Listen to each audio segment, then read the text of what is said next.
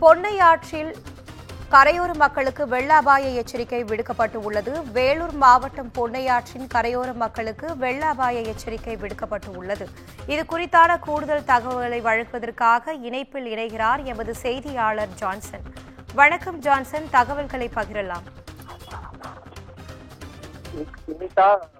ஆந்திர மாநிலம் கலவகுண்டா அணையின் நீர்பிடிப்பு பகுதியில் பெய்து வரும் கனமழையின் காரணமாக அணையிலிருந்து முதற்கட்டமாக இன்று காலை 7 மணி அளவில் 540 கன அடியாக வெளியேற்றப்பட்ட நீரானது 11,000 கன அடியாக இன்று காலை 8 மணி அளவில் உயர்த்தப்படலாம். பொன்னை ஆற்றின் நீர்வரத்து அளவானது மேலும் அதிகரிக்கக்கூடும் என எதிர்பார்க்கப்படுகிறது.